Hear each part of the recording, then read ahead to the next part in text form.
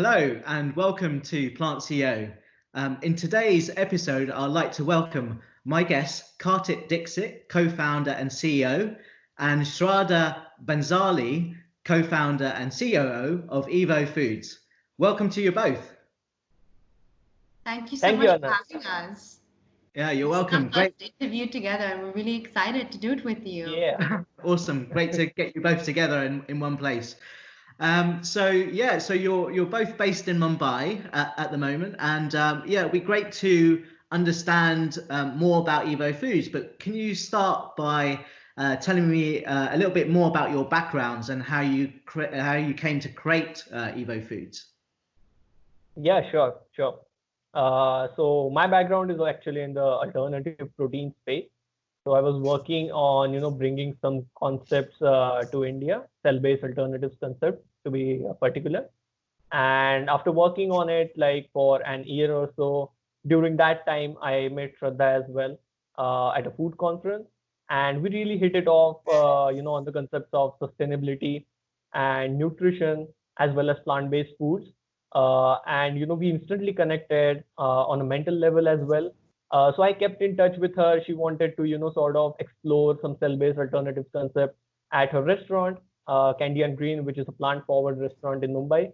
And then after realizing that, plant-based, is going to blow up completely in India, we decided that it's time to start a plant-based food company. And we explored different kinds of concepts together. We analyzed the market and came to know that, yes, egg is the way to go. And that's how Evo Foods was born. And I think Shraddha will give you better information about it. So, Kartik mostly touched on even a bit of my background, but what was really amazing is that our synergies really matched. When I met Kartik, and he still is, he's an environmental vegan, and I've always been a passionate food lover and sustainability advocate. In fact, at my restaurant, Candy and Green, we sustainably grow a lot of our own produce and our own rooftop farms. We were one of the first people to introduce this entire concept of zero carbon rooftop farming. And really spearhead that. So it was really interesting. The more and more Kartik and I spoke, we realized that a lot of our missions aligned, and we realized that there's this huge gap in the plant-based market. Yeah, there's definitely a huge gap. I think even more interesting is about how farming's going to impact local communities, especially when you're looking at like getting local produce, but also technology enabling vertical farming, for example. So it's great that you come from a sustainability and zero carbon background, but very interested in the climate change topic as well. Yeah, of course. You were both interested. You both met at this conference, and then how did you come up with the idea of creating Evo Foods, and where did the name come from? Okay. No, go for it, Kartik. That's fine.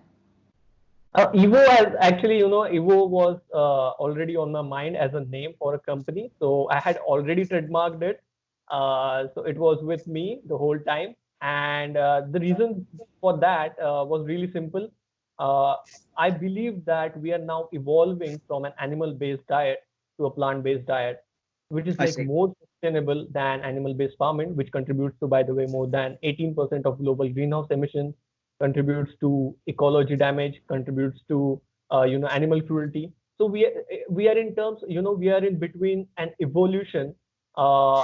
At a stage where we are evolving with the help of technology. We are using that technology to create plant-based alternatives, and now we are evolving to a better human. So that was the thought behind the name Evo Foods. And Shraddha, go on. Yeah, so the reason we decided to start Evo and the first product we wanted to do was a plant-based egg is because egg is sort of a gray area when it comes to the Indian market. It's not really perceived as vegetarian or non-vegetarian. It's somewhere in the middle. You have different types of vegetarians. You have vegetarians that eat hidden egg or only egg. So we thought that a great way to enter the Indian market and actually spread awareness about plant-based alternatives would be great through a product that wasn't seen as either extremely vegetarian or non-vegetarian. It was sort of a gray area, and that's why Karthik and I picked eggs. And another thing that we found really interesting is actually a lot of doctors also in India prescribe eggs for protein, so as a protein source, and a lot of vegetarians they justify saying it. Our doctor has prescribed it, and we need higher protein. So then we thought, why not, why don't kill two birds with with one stone, have something that a vegetarian or a non-vegetarian can enjoy, but at the same time have the same amount of protein. So that's how we came up with the idea of doing a plant-based egg. Yep. So I think actually that's quite funny. I think the doctors would be quite a good target for you, right? To influence in a way, and get them educated to make sure that there is now alternatives coming into the market that they can start to advise their patients about. Mm-hmm. And I think when you think about the scale, and the market size is huge in India, right? I mean, you're looking at a population of currently about 1.38 billion, roughly, and about 28%, I think, are vegetarians, and a large proportion of their diet is vegan. But I think the term isn't quite coined yet. Do you know why that is, and what needs to be done to educate the general population on that, and the plant-based term diet as well? So it's really funny, that you say that, and I touched a bit on this, but I'll get into detail, and it's something that Kartik and I always discuss, and it's actually something we bonded over as well. Is how eating in India is just not a sensory experience; it's also a cultural experience. So you have like different layers to how vegetarian you are. You start with your Jains who don't eat anything that grows under the ground, and then you have vegetarians that have milk, but no egg. And then you have vegetarians that eat hidden egg, egg in cake and bread, things like that. And then you have vegetarians who have egg because of protein or other reasons. And then you have people who are vegetarians on Tuesdays and Thursdays because of religious reasons. Yes. And then you have non-vegetarians that only eat chicken. And then you have non-vegetarians who eat everything. So, they're like varying degrees of how vegetarian or non-vegetarian you are. And is there a name, by the way, for these different groups? Because how many was that? That was 6 or 7 different. I mean, you have Jain, you have Hindu not Hindu vegetarian, just vegetarian. Then I guess you have eggetarian. Oh my God, okay. And then, I don't know what actually, you chicken. There's actually another incident which I found really insightful. I was talking to a founder in the United States, and he was saying that even your non-vegetarians, we don't call them non-vegetarians in the US. We call them changing vegetarians because they do eat meat. What, sorry? They call them changing vegetarians. Oh, even changing. a non-vegetarian, Right. Even a non-vegetarian in India, Right. they don't see them as non-vegetarian. Right. So Okay. because the reason behind that is simple, because even a non-vegetarian in India consumes a lot of plant-based products and legumes, etc. It's a normal part of our diet, and they eat non-veg maybe 2-3 times a day, max 5 times a day. 5 times a week. I was like, that's a lot, times a day. I think what when I've traveled in India, it's always been veg or non-veg, right? And I think the non-veg term needs to be kind of split in a way to clearly say whether it's including dairy or it isn't really, I would say. But that's super interesting. So I think it would be great to know more about your planned product now, and what ingredients you're using, and how you're addressing the health benefits to your product that you're launching. Yeah, sure. So when we decided to sort of start Evo Foods, and we decided that egg is the way to go, so we analyzed the competitors in the market. We made some nutritional details out of it, and we compared them on a nutritional scale as well. So what we found out was really interesting. Many of the egg alternatives we found was nutritionally not on par with eggs, considering, vitamin A and other nutrients which are there in egg. So we discussed that even if we want to make the product, taste exactly like an egg, we would want it to be nutritionally on par with egg. So we wanted to, sort of achieve both of these milestones. And that's when we started to look at different kinds of ingredients. And we stumbled upon two indigenous ingredients in India. And one of them is, of course, moonbeam, and the other one we are keeping a bit of a surprise whenever we launch our product. So yeah, that's how we stumbled upon it, and we worked on it for like 6 months for the formulation, and it worked really well. So our product, gives you the exact same fluffiness like an egg. It tastes like an egg, plus it's fluffier than an egg. Some consumers we did surveys with claimed that they found the egg alternative better than normal eggs in terms of fluffiness. So you're getting all of it without none of the harm in terms of Evo egg. Yeah. And so what are the range of vitamins and that you're adding to your product? Yes. When we analyzed a lot of egg alternatives and we analyzed the Indian market, we found out that Indians are particularly deficient in vitamin D. In Mumbai especially, there was a survey which was conducted in Mumbai like 3-4 years ago. They found out that over 72% of Mumbaikars, there's a term called Mumbaikars. So 72% of Mumbaikars are actually deficient in vitamin D. And when we realized that we can actually add it. Do you, I mean, I would imagine that vitamin D levels should be quite high depending on sunshine. It's whether whether your skin is the amount of skin area wise is getting enough of it. And I know there's a lot of humidity in Mumbai.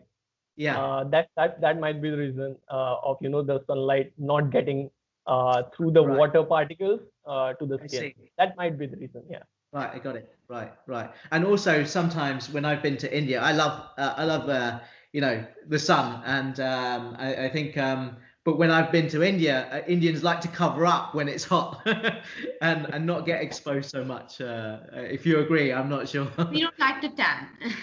Yeah, exactly.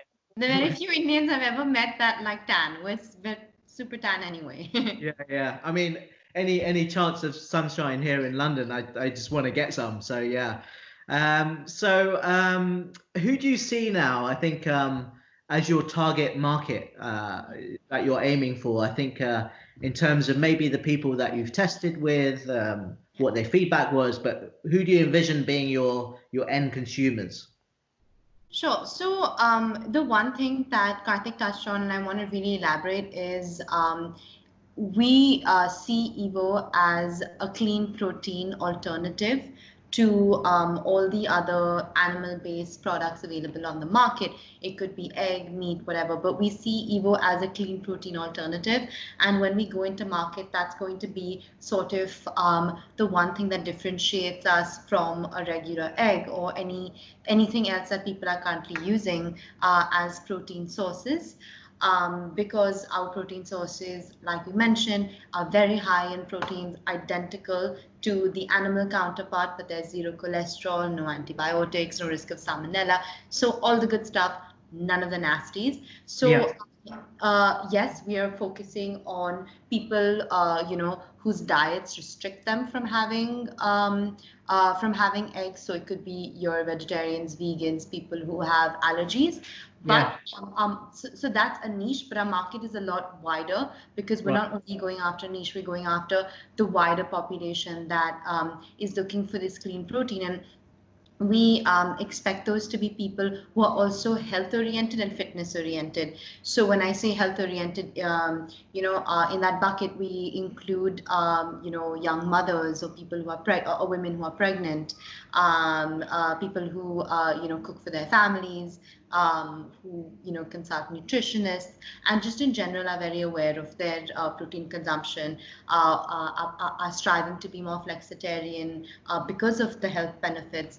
And then in terms of the fitness community, because we have branched chain amino acids and we have high protein, we see this being a great thing that a lot of professional, semi-professional athletes can add to their diet.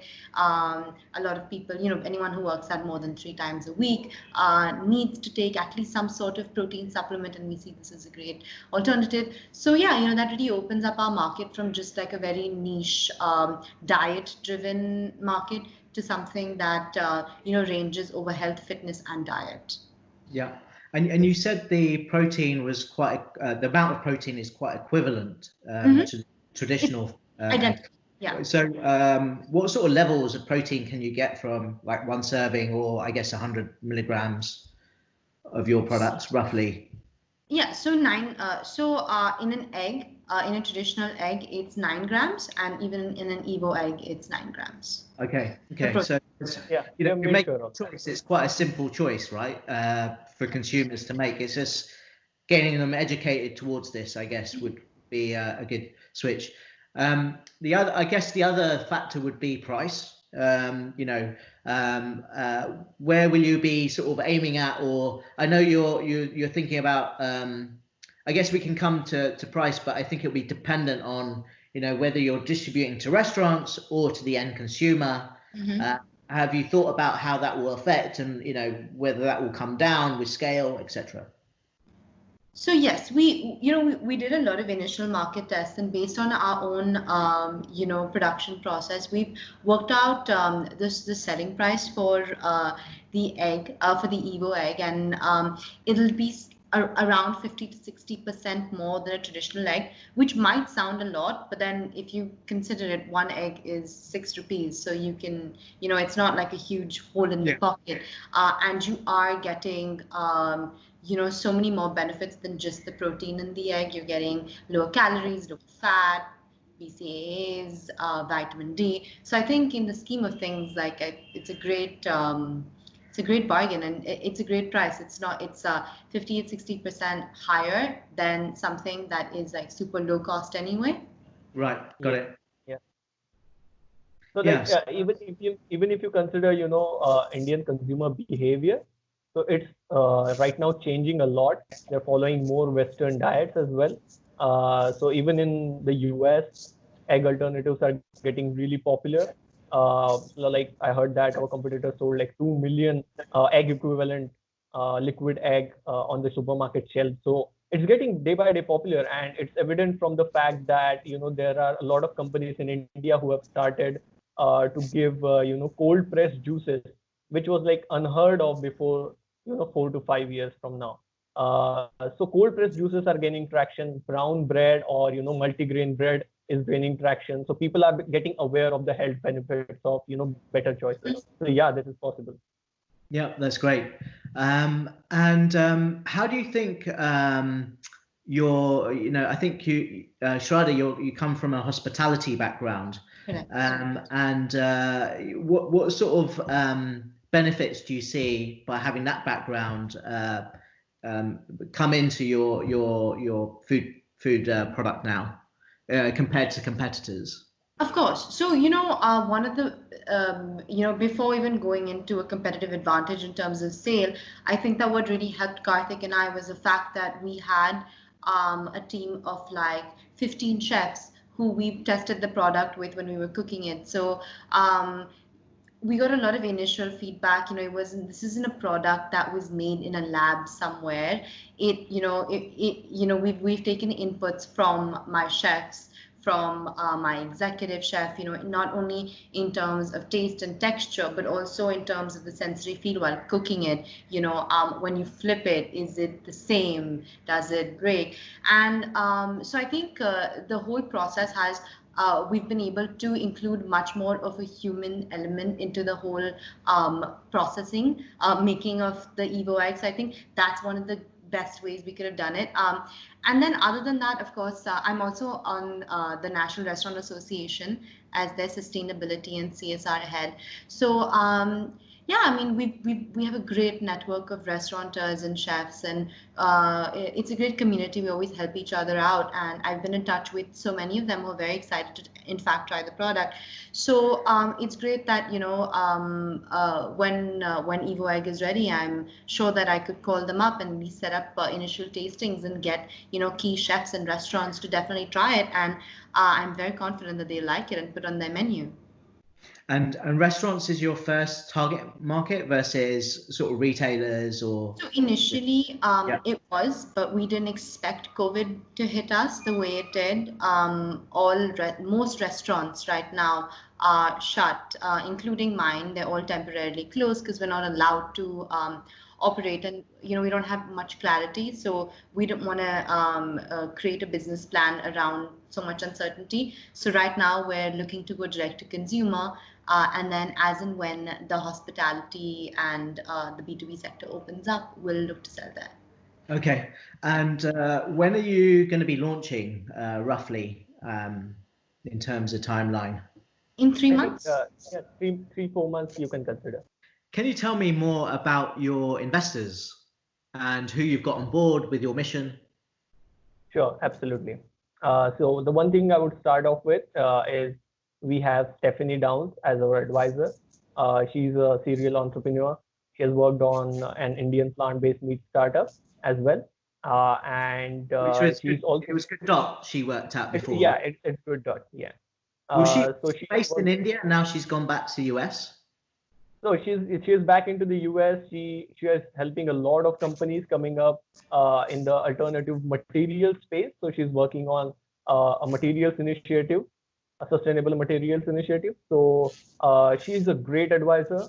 We luckily got off on a spot on her board. And after that, when we approached Indian investors, they were like really skeptical about the idea. They were not really sure what would be the market traction. So that's when we decided to sort of try out accelerators and incubators in this field, as well as different kinds of fields. So whenever we applied to different kinds of accelerators, we always ended up in top 10 or top 20. And luckily we got into Big Idea Ventures, New York City accelerator, which is like a great thing for us because their previous batch was really good, especially Grounded Foods, is the company I remember the most. And the one that's doing, isn't it, cauliflower based? Yeah. It's really innovative. Yeah. So I loved their previous cohort, and we sort of decided that it's really great for us as a company as compared to other incubators and accelerators. So we immediately decided to join them. We got an offer, and also because of Big Idea Ventures is an alternative protein fund. Their whole focus is on the alternative protein space. It's a $50 million fund headed by the visionary Andrew Ive, who I admire the most because he is doing a lot for the sector with his investments and guidance. And another great one is Brian Bethencourt, of course. We both admire him so much for the work he's doing in the US. He's also the CEO of Wide Earth. He's on the board of Webel Ventures. And when he decided to come on board as an investor as well as advisor, we were like, in a whole new world. So yeah, we got a great set of investors. We are also onboarding some of them right now. And we are looking forward to onboard some mission aligned investors in the coming months. Yeah, I think Ryan's great, and thanks to him, he connected us both. So yeah, he recommended that I speak to you. So yeah, I really like what he's doing with pet food part of the business. Exactly. I think he's got a big opportunity also in India to work on as well, and other markets. So that's good. So we have told him whenever you are ready to enter India, just tell us. Okay. Awesome. I'll pass that on. Actually, he told me to say hi to you guys. So yeah, I forgot to mention that before when I was going to speak to you. What's your long-term vision of the company? So actually, in terms of vision, we both believe that we don't want to portray it as a vegan foods company or even a plant-based foods company. we want to portray it as a clean protein company. And actually, Shraddha coined this term, and it was I got stuck to it so much, and I loved it. This is what we should do. I mean, there are different types of energy companies who are working to build, Clean lithium-ion energy. batteries, yeah, clean energy. Yeah. So this is like the perfect term we would like to envision this company to with right now. So Evo Foods is a clean protein company. We are working towards building plant-based alternatives using plants and food science, and we intend to use indigenous ingredients. That's our long-term vision. We want to be a go-to brand, a go-to clean protein brand for Indians, as well as wherever we want to enter the maybe the US market, the world market. We want to be the go-to brand for them as a clean protein. Mm-hmm. Great. So perfect. I wish you the best of luck with your venture, and yeah, really appreciate you both coming on the show. So yeah, if you want to learn more about other companies, please do comment and subscribe. But in the meantime, thank you, Kartik, and thank you, Shraddha. It was a Thank you pleasure. so much for having us, Anand. Okay, take care. See you. Bye. Bye-bye.